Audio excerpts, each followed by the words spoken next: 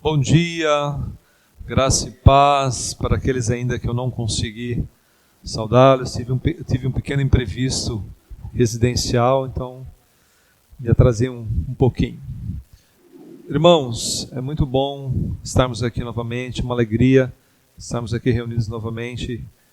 Esse último cântico, ele retrata muito aquela visão da nossa confiança. E é interessante que nós declaramos, Ele é o Senhor e a sua verdade vai sempre reinar. No mundo caído, no mundo onde a maldade até impera, nós vamos sempre ter que declarar, e é o nosso dever enxergar isso, que Ele é o Senhor e a verdade dEle vai sempre reinar. Queira o homem ou não, a verdade do Senhor sempre vai reinar. E essa verdade, ela deve ser anunciada através de nós também. Por isso nós estamos aqui nesta manhã, primeiramente para olharmos para o nosso coração, para dentro de nós, e enxergarmos o quanto nós necessitamos, o quanto nós precisamos, o quanto nós somos homens limitados diante de toda a soberania de Deus.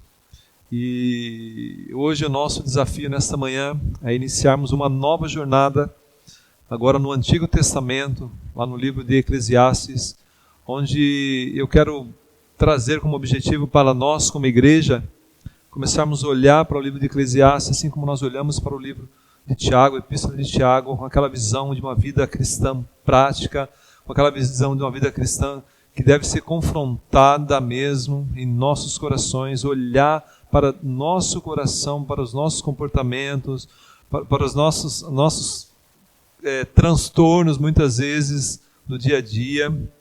Transtornos que às vezes você vai ver em outra pessoa, a qual você, como instrumento de Deus, pode instruir, pode ajudar, mas a partir do momento que você, primeiramente, seja confrontado pela palavra de Deus. Se não houver isso, não tem sentido.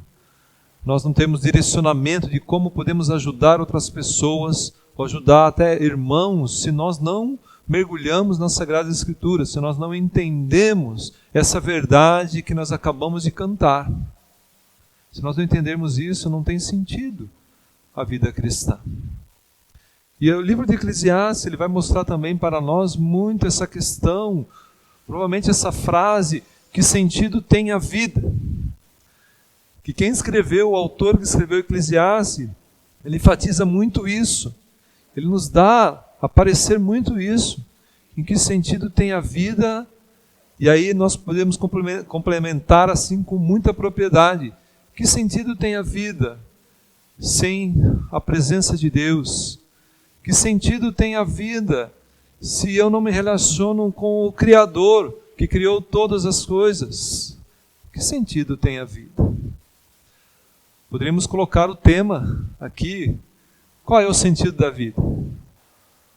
A resposta, muitos de nós, às vezes confundimos, porque a nossa mente, o nosso coração está tão inclinado para as coisas seculares desse mundo, para as coisas do dia a dia, que às vezes esquecemos de parar para pensar a respeito do que o autor de Eclesiastes parou e pensou, refletiu e chegou a uma conclusão, que é o nosso tema dessa manhã. Tudo é vaidade. E quando nós olhamos, ou fôssemos olhar para esse termo vaidade no Antigo Testamento, olhando, ele dá a ideia realmente daquela questão do vapor, do sopro, aquilo que passa rápido. E aí num contexto secular do dia de hoje, o que é vaidade?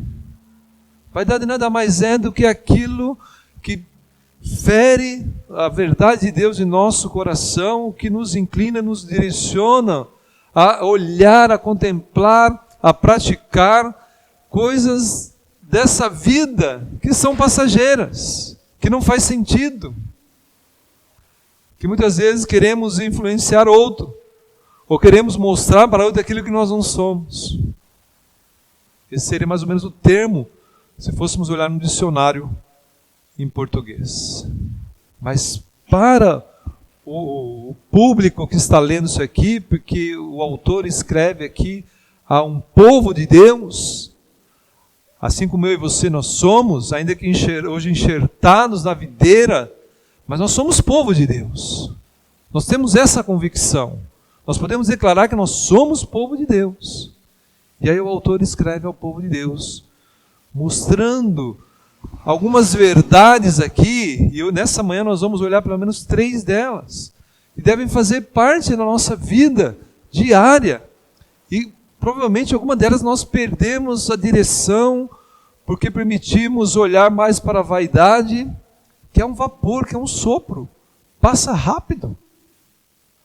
A gente costuma dizer e pensar naquela expressão, a vida é tão rápida, a vida passa tão rápido.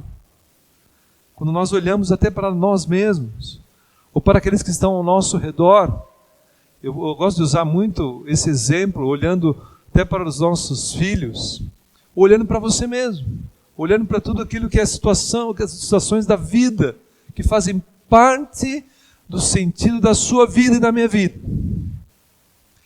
Então poderíamos colocar essa primeira pergunta aqui, que sentido tem a vida para nós, cristãos? Qual é o sentido da vida? Você tem que saber responder. Você tem que ter esse entendimento. Porque você foi chamado por Cristo Jesus para entender o sentido da vida. Para entender qual é o início, o meio e o fim da vida. E às vezes nós vamos olhando para questões seculares e as pessoas não entendem qual é o sentido da vida. E aí nós vamos olhar para esse texto de hoje, aqui com uma perspectiva realmente ampla, de que Deus nos orienta, de que Deus nos dá o socorro em meio às aflições. E o nosso objetivo aqui é, iniciando hoje o livro de Eclesiastes, é realmente trazer, é constituir, tão único e exclusivamente, o conselho não do homem, o direcionamento não do homem, mas o conselho e direcionamento de Deus para a nossa vida. Que é o que nós devemos aprender todos os dias, é o que nós devemos colocar em prática todos os dias. O conselho de Deus para as nossas vidas.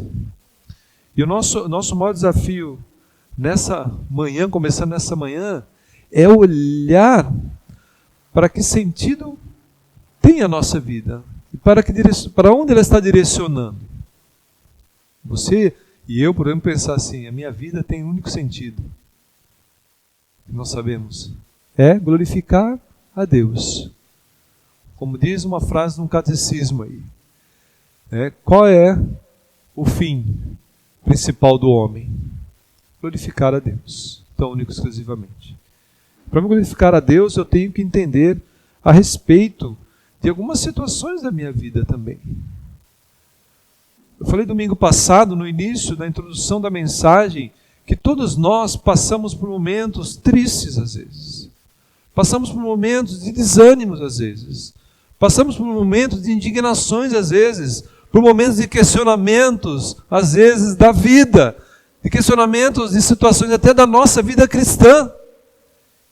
E aí muitas vezes queremos encontrar ou colocar em prática uma resposta que é nossa e que não é de Deus.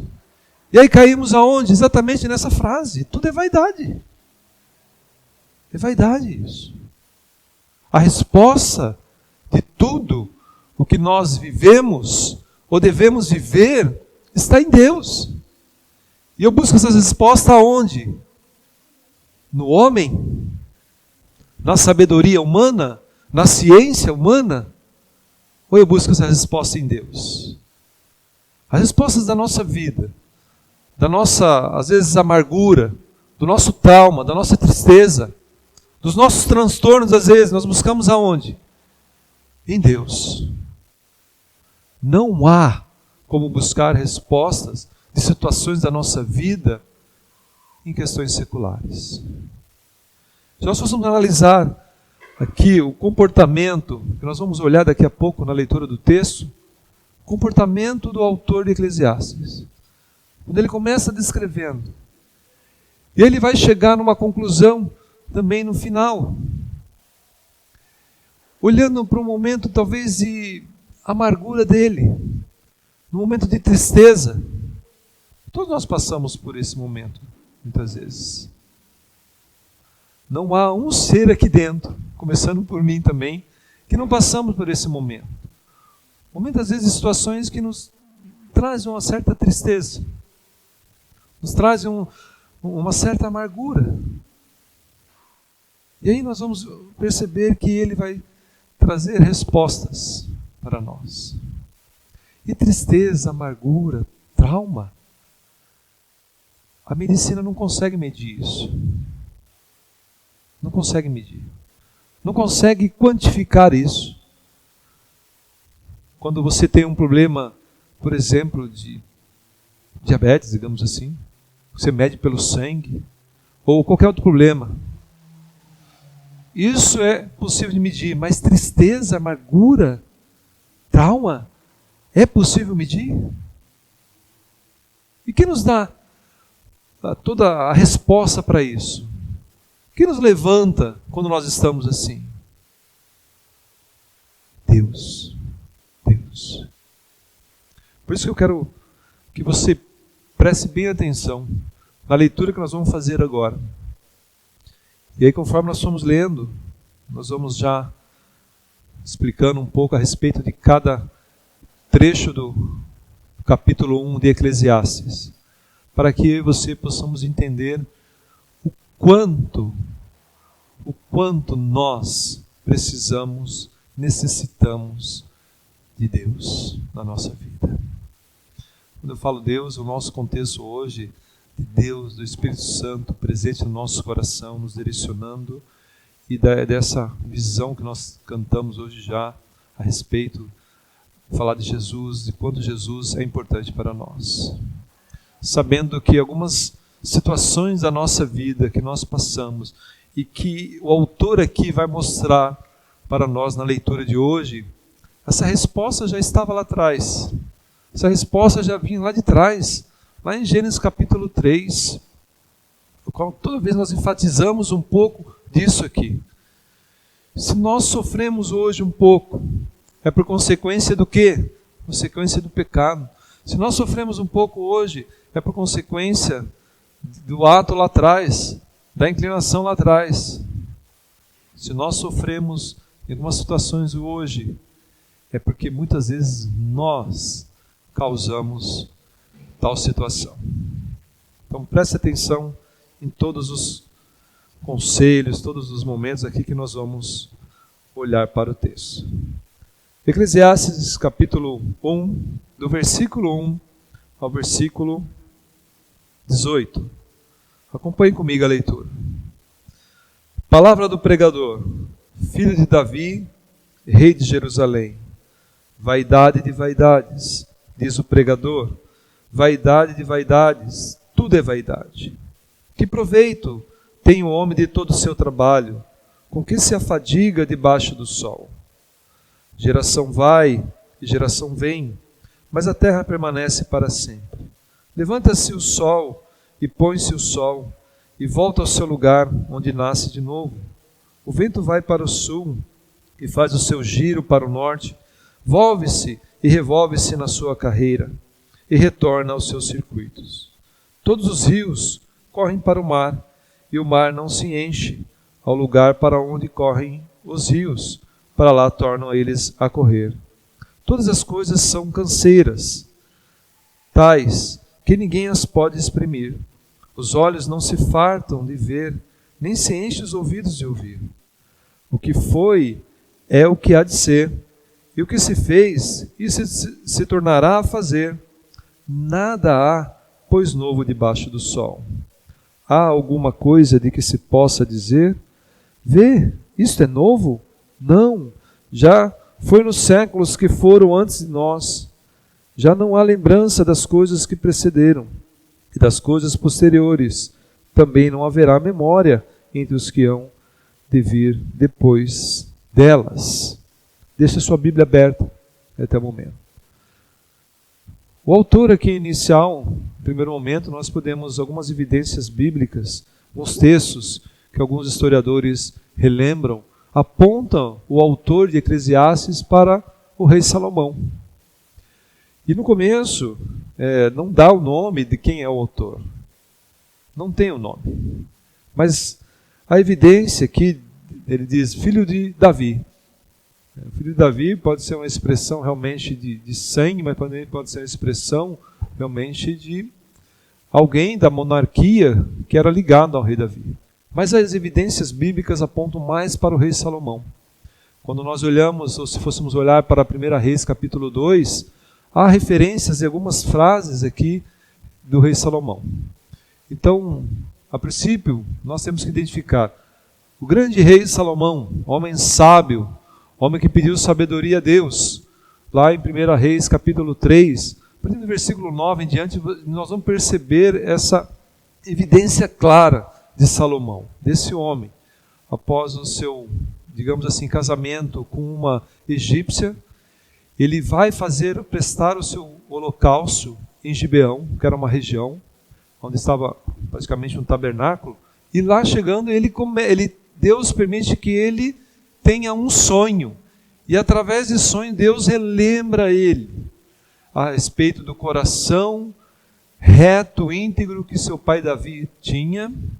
E ele, diante desse momento, Deus vira para ele e fala, me pede o que queres. E ele indaga toda uma frase ali, relembrando novamente o pai dele. E Salomão pede a Deus o quê? Sabedoria. Sabedoria para lidar com o povo de Deus. Algo específico ali quando você lê 1 Reis capítulo 3. Mas o que chama a atenção ali é a respeito de como Deus concedeu essa sabedoria a Salomão e para que Deus concedeu essa sabedoria a Salomão. Nós vimos aqui nessa jornada que nós fizemos em Tiago, que logo no capítulo 1, há uma ênfase ali, que Tiago diz, olha irmãos, se alguém quer sabedoria, peça a Deus com fé. Para que ali? Para lidar uns com os outros, para lidar num contexto de irmandade uns com os outros, e com situações da vida também. E Salomão repete essa questão lá atrás já. Me parece que a Bíblia já nos ensina realmente a olharmos para a sabedoria, para o conhecimento, ou para a ciência, de uma forma sábia, de uma forma realmente com a fé, de uma forma direcionada por quem? Por nós mesmos? Não, mas sempre por Deus. E Deus, diante do pedido de Salomão, Deus concede a ele sabedoria para quê? Para ter riquezas, para lidar às vezes com um conflito que você precisa lidar com o seu coração, que nós precisamos lidar no nosso coração. Não, para lidar com o povo, para instruir o povo, para instruir a nossa linguagem o próximo. E aí, quando você continua lendo 1 Reis capítulo 3, logo na sequência, há o primeiro desafio que o autor de 1 Reis escreve a Salomão. Quando traz duas mulheres com um bebê, nós já conhecemos um pouco da história. E aí o primeiro teste dele da sabedoria. Olha, e ele usa uma situação até bem interessante ali. Então pega a criança e parta no meio, e divida entre as duas, exercitando o processo de sabedoria. E aí a mãe, que é a mãe mesmo, expressa ali no seu coração, dizer, não pode dar para outra. E quando vai ver, quem é a mãe mesmo? Essa que cede, né? Então é o primeiro teste dele ali. Mas ele pediu primeiramente sabedoria. E aí nós vimos agora ele escrevendo assim, olha, tudo é vaidade, vaidade, vaidades. Que proveito tem o homem de todo o seu trabalho, com que se afadiga debaixo do sol? Primeira pergunta que ele começa a fazer aqui, diante de que sentido tem um esforço, de que sentido tem de se esforçar tanto debaixo do sol, se isso é vaidade, se isso é um vapor, é um sopro que passa rápido. E ele vai usar pelo menos características da vida ali, do sentido de tudo, desse ciclo nosso da vida, que muitas vezes nós não paramos a pensar. Que sentido faz trabalharmos debaixo do sol, no momento realmente de afadigar com isso? Vocês vão entender por que estou dizendo isso. Ele vai trabalhar sobre a questão da geração. Vai geração, vem geração. Vai falar a respeito do vento. A respeito do vento vai para o sul, para o norte, e não adianta nada, tudo é o mesmo. Depois ele vai falar a respeito dos rios. Nós sabemos isso até hoje, né? Os rios correm, vão para o mar. Depois ele vai trabalhar todas essas coisas, são canseiras, que ninguém pode exprimir. E aí ele diz que os olhos se fartam de ver. Se fartam de ver, nem enche os ouvidos de ouvir. Quantas vezes, ou quantos momentos nós sabemos de todo esse ciclo da vida? Nós estamos presenciando eles todo momento. Amanhã nós vamos vivenciar isso, daqui a pouco, olhando tudo isso, geração após geração. E aí no versículo 9, ele indaga assim: o que foi e o que há de ser, é o que se fez, e se tornará a fazer, não há, pois, nada novo debaixo do sol. Quando eu olho para esse texto, a gente percebe, e podemos perceber que ele está se referindo ao quê? Podemos, assim, especular sem nenhum problema. Está se referindo a tudo que Deus criou, a tudo que há debaixo do sol, a tudo que é de natural nessa vida. Nós somos uma geração, amanhã virá outra geração. Nós continuaremos a trabalhar. Às vezes o cansaço, a fadiga, virá. E aí, o que há de novo debaixo do sol? E ele faz mais uma pergunta aqui no versículo 10. Há alguma coisa de que se possa dizer: vê, isto é novo? E aí ele faz referência, não foi nos séculos passados. Não, nada mudou. O que mudou? Diante da criação, do que Deus criou. O que mudou das respostas de Deus à nossa vida? O que mudou daquilo tudo que Deus deu a nós para desfrutarmos? Basta olharmos para Gênesis capítulo 1 ao 6. Basta olhar para lá. E aí o nosso maior desespero, muitas vezes, é quando olhamos para Gênesis capítulo 3. Nada mudou. Não há nada novo debaixo dos céus. E não haverá.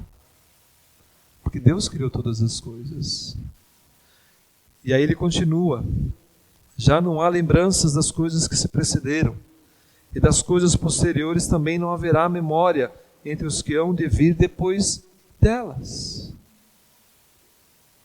Qual é o sentido da vida? O que me faz ter sentido da vida? E Salomão usa essa frase: não há nada de novo. E aí ele vai apontar para aquilo que ele pediu lá atrás, que no pensamento dele, que ele trouxe para ele um cansaço. Mas ele está, vou usar esse termo aqui, ele abrindo o coração aqui, mostrando, dizendo: olha, eu sou limitado. Eu sou um homem limitado.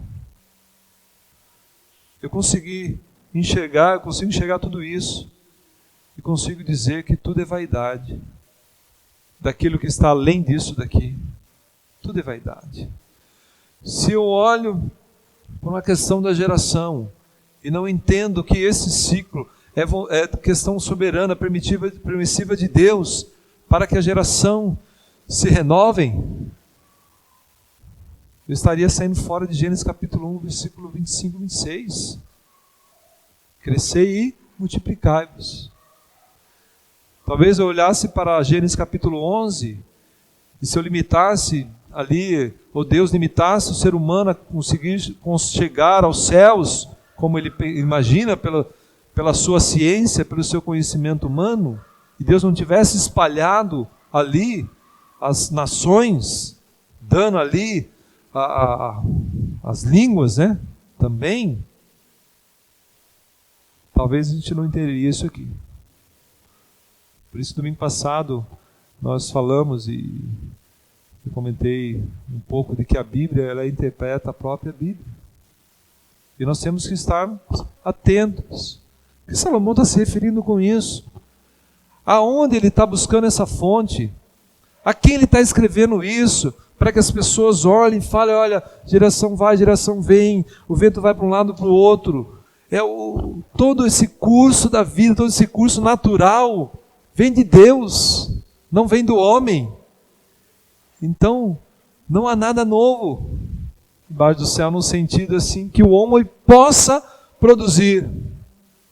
É como olharmos hoje o que a ciência trabalha, o que a ciência tenta explicar, nunca vai conseguir explicar, mas nós sabemos a resposta.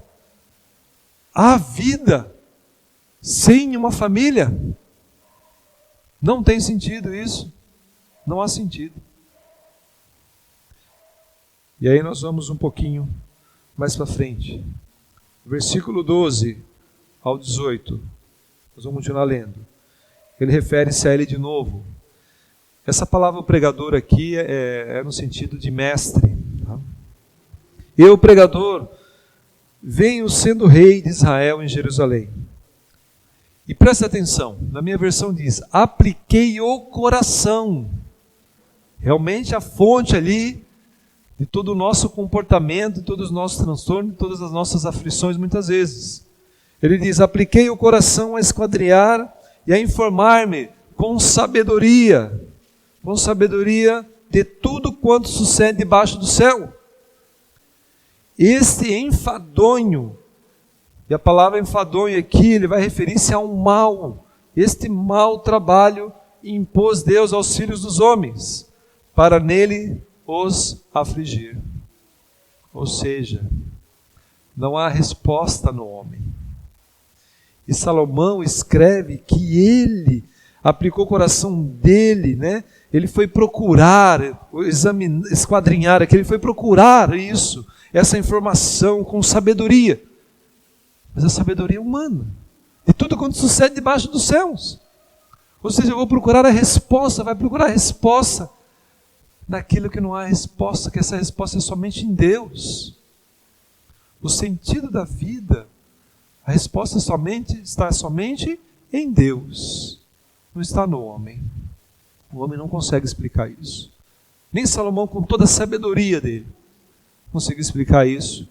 E ele dá a ideia aqui desse enfadonho, não é do cansaço, mas do cansado, desse mau trabalho que impôs Deus ao homem, da sabedoria. Ele olha, ele reconhece assim, olha, eu sou falho nisso. Deus, embora impôs a sabedoria, né, não impôs, ele deu essa sabedoria, o homem mal sabe usufruir dela. E ele não encontra a resposta. E aí, no versículo 14, ele diz, atentei para todas as obras que se faz debaixo do sol. Novamente, né? Examinou, ele viu, ele inspecionou. Porque o que um homem procura hoje? Vamos pensar rapidamente aqui. O que um homem procura hoje como resposta para a vida dele? Já enfrentaram uma situação assim? Já viram pessoas tentando procurar respostas a respeito da vida? A respeito de tudo que está ao redor, das obras? Há até aquele que diga, né, que é uma mentira tremenda isso. E aí as crianças estão aqui ouvindo isso, é muito importante. A respeito do que alguns de nós aprendemos lá atrás, a respeito da evolução, a respeito de Darwin, do darwinismo, a respeito de que a vida foi criada do nada e ela vai se evoluindo com o tempo. Isso é a maior mentira que existe no meio secular. Como que uma vida pode surgir do nada? Aonde que a palavra de Deus trata a respeito disso? E aí nós estamos vendo Salomão aqui, examinando, atentei para todas as obras que se fazem debaixo do sol. E aí de novo ele vai usar a expressão: tentei resposta, tentei procurar, eis que tudo era vaidade e correr atrás do vento. Às vezes usamos essa expressão, né? As pessoas usam essa expressão: isso aí não adianta, né? Isso aí é correr atrás do vento. Isso não é um provérbio, né? Mas Eclesiastes dá essa ideia sapiencial de sabedoria, de conhecimento, né? De respostas às situações da vida. Eis que tudo era vaidade, correr atrás do vento. E aí ele continua. Versículo 15. Aquilo que é torto não se pode endireitar, e o que falta não se pode calcular. Disse comigo: eis que me engrandeci e sobrepujei em sabedoria a todos os que antes de mim existiram em Jerusalém. Com efeito, aí a expressão de novo: com efeito o meu coração tem tido larga experiência da sabedoria e do conhecimento. Apliquei o coração a conhecer a sabedoria e a saber o que é loucura e o que é estutícia, e vim a saber que também isto é correr atrás do vento. Porque na muita sabedoria há muito enfado. E aí eu quero que você preste atenção nessa palavra. Essa expressão enfado, aqui no versículo 18, encerrando a nossa primeira exposição aqui na leitura, Salomão está referenciando aquilo que ele tinha de irritação, de ira, de aflição no seu coração. Por isso ele diz: porque na muita sabedoria há muito enfado, há muita irritação, há muita aflição. E quem aumenta a ciência, aumenta a tristeza. O que ele quer dizer aqui? O muito que eu fui tentar achar resposta na sabedoria que eu pensei que tivesse, isso me trouxe o quê? Enfado, me trouxe aflição, tristeza, irritação. Por quê? Porque ele estava procurando uma resposta aonde ele não conseguia achar. A partir do capítulo 2 para frente, nós vamos ver que ele vai referenciando todas as respostas a Deus. Mas ele expõe o seu coração assim dizendo, dessa forma. Dizendo: olha, por mais que eu tentei buscar resposta, por mais que eu apliquei, por mais que eu fui ali realmente, aumentei o meu conhecimento, aumentei a loucura, essa ênfase, né, da tristeza, não tive resposta. É a resposta dele, nós vamos ver hoje. Nós vamos ver a partir do capítulo 2. Mas o que eu quero deixar como ênfase para nós aqui, hoje, pelo menos 3 verdades aqui, desse texto aqui. E a primeira verdade referencia-se realmente à questão da vida. Que sentido faz a vida? E aí, Salomão, com sabedoria, com conhecimento, escreveu a respeito de questões do dia a dia também, de olhar. Não tem nada novo debaixo do sol, porque Deus criou todas as coisas. Geração vai, geração vem, e a vida continuará, no nosso contexto também, até a volta de Cristo. A vida continuará nesse mundo secular. Teremos tristezas? Teremos tristezas. Teremos momentos de amarguras? Teremos. Teremos momentos de dúvidas? Teremos. Por mais que apliquemos a nossa sabedoria humana, que nos causa o enfado, que nos causa o mal, se não compreendermos a respeito de todo o propósito de Deus, jamais sairemos do tudo é vaidade. Jamais. como ele diz no começo, vaidade, vaidades, tudo é vaidade. E aí a primeira verdade que eu quero enfatizar para nós é que o homem ele é realmente limitado. Nós somos limitados. E aí o nosso dever é o quê? É desfrutar da vida que Deus lhe deu. Esse é o nosso primeiro dever. Desfrutar da vida que Deus lhe deu. E aí nós temos dois sentidos aqui. Primeiro sentido pleno e outro sentido também pleno. Permita usar essa expressão aqui. É que Deus primeiramente lhe deu a vida, o sopro da vida. E Deus lhe deu a nova vida quando nós aceitamos Jesus Cristo. Para que possamos entender que nós devemos desfrutar a nossa vida em Deus. E aí quando nós olhamos para o versículo 9, nós vamos entender de novo o que foi, o que há de ser, será, e continuará sendo cada dia. Se eu desfruto da minha vida em Deus, é o meu dever fazer isso, então eu tenho que entender. Não há nada novo debaixo do céu. Não há nada diferente. Alguém criou algo diferente? Há uma mudança no planeta que não seja que Deus já tinha criado? Não. Então a minha alegria, o meu dever é desfrutar da vida que Deus me deu. Das duas, nos dois sentidos. Do sopro e da nova vida em Cristo Jesus. Tem que desfrutar desse momento. O versículo 9 vai nos deixar claro isso. Segunda verdade, o homem é limitado, sim. E aí, ele deve ter plena satisfação em quem? Em Deus.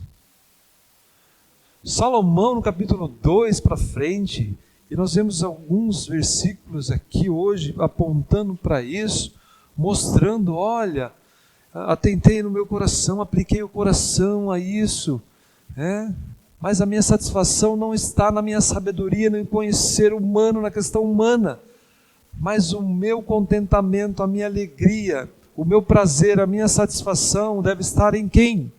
Em Deus.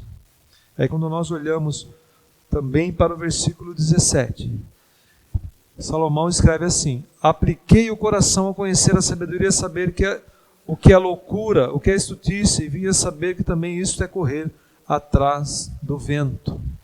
Apliquei meu coração a conhecer a sabedoria e a loucura e a estultícia, e saber que, olha, isso é correr atrás do vento. Eu tenho que aplicar meu coração, ter realmente satisfação em quem? Plena satisfação em quem? Em Deus. Porque isso é tudo, é correr atrás do vento. Então eu tenho que desfrutar a vida que Deus me deu. Eu tenho que ter plena satisfação em Deus.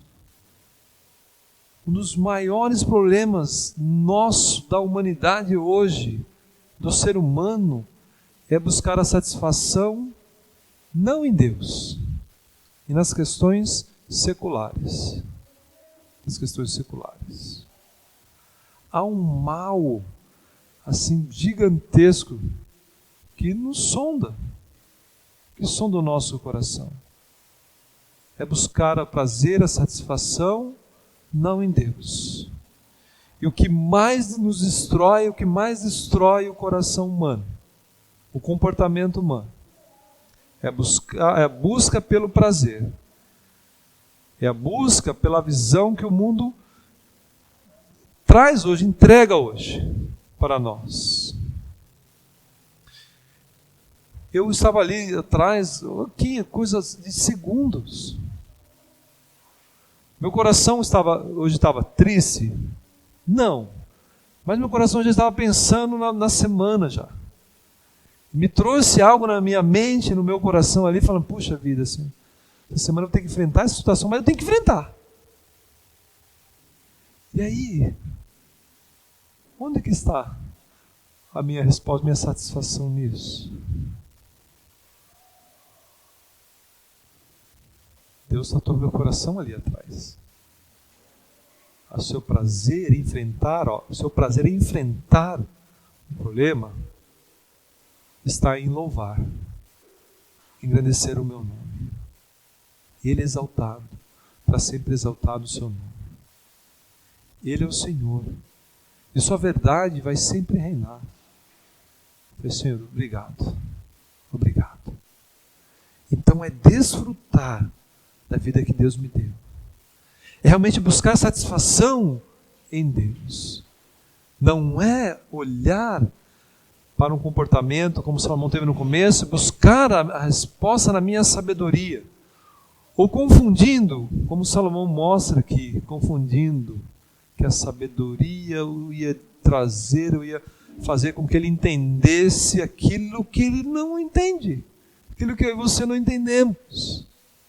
A palavra de Deus nos ensina a respeito disso também, que alguns mistérios de Deus não são revelados, serão revelados só no grande dia. Mas nós temos que caminhar dessa forma, olhando para essas verdades. E a última verdade aqui, o homem também ele é limitado. E a vida, e a nossa vida, é uma tarefa árdua. É uma tarefa difícil. Eu vou usar um parênteses aqui, longe de Deus. Mas ela deve ser o quê? Suportada no temor a Deus. Olhando para o último versículo, Salomão escreve assim: porque na muita sabedoria há muito enfado. Há muitas vezes ira, irritação, aflição, que é o termo aí. E quem aumenta a ciência, e quem aumenta o seu conhecimento, aumenta o quê? A tristeza. E a tristeza, o termo aqui é dor, sofrimento. Se eu não enfrento as situações da vida, que é árdua, que eu devo suportar em temor a Deus, preste atenção, eu enfrento a vida árdua, eu devo enfrentar, mas com temor a Deus, para que isso não cause em mim o que causou em Salomão. E há uma instrução para nós. Nessa última verdade, o finalzinho diz assim: e quem aumenta muito a sua ciência, o conhecimento, aumenta a tristeza. Irmãos, quantas pessoas, quantos seres humanos, seres criados, sofrem por pensarem que têm conhecimento, por pensarem que aumentaram o conhecimento, por pensarem que são mais do que o outro, não aumentaram as suas tristezas, a sua dor, o seu sofrimento. Que sentido tem a vida para nós? Tudo é vaidade. Buscar um conhecimento, buscar sabedoria fora de Deus é vaidade. Buscar resposta de tudo que está debaixo do sol, que limite o homem a não olhar para Deus, é vaidade. Nós temos todas as respostas das situações da vida ou para a vida. Para isso, basta olharmos para essas verdades também. Realmente olhar lá, desfrutar da vida que Deus lhe deu. Desfrute. Deus te deu vida. Alguns vão usar, Deus te deu saúde. Deus te deu uma família sanguínea, uma família cristã. Desfrute da vida. Satisfaça os seus desejos, seus prazeres, não na questão secular. do que o mundo oferece, a nossa linguagem, né? Mas satisfaça os seus desejos, seus prazeres em Deus. Em Deus. E há tantas formas de fazer isso, tantas maneiras de fazer isso. Salomão deu uma descrição, pelo menos do versículo 1 ao 11 aqui, de que, olha, tudo é criado por Deus. Tudo é Deus que fez. Não há outra resposta, não há nada novo. Tudo é Deus que fez. Inclusive a mim e a você. Quantas vezes não temos sido satisfeitos, né? Mas lamentamos. Lamentações está quase depois aqui também, né? Lá para frente, né? Quantas vezes lamentamos, não desfrutamos. Salomão aqui, podemos até usar esse termo aqui. Salomão está se lamentando, mas no sentido assim, olha, a resposta está em Deus. Toda a resposta da vida está em Deus. O desfrutar, né? O satisfazer-se e o enfrentar, né? O suportar as situações da vida no temor a Deus. E por último, quero deixar aqui uma pergunta para nós.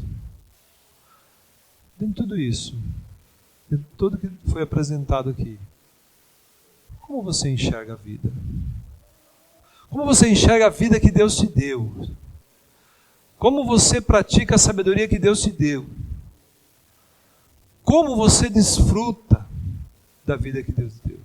Como você se satisfaz da vida que Deus lhe deu? E como você enfrenta essa vida árdua em temor a Deus que Ele lhe deu? Domingo passado nós referenciamos lá João 16:33. Jesus fala aos seus discípulos, e eu quero repetir aqui.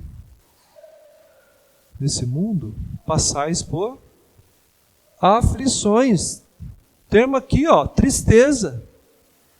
Mas tende bom ânimo. Ele dá maior ênfase para nós. Ponto central lá. Mas eu venci o mundo. Tem bom ânimo. Tem bom ânimo. Que sentido faz a vida para você?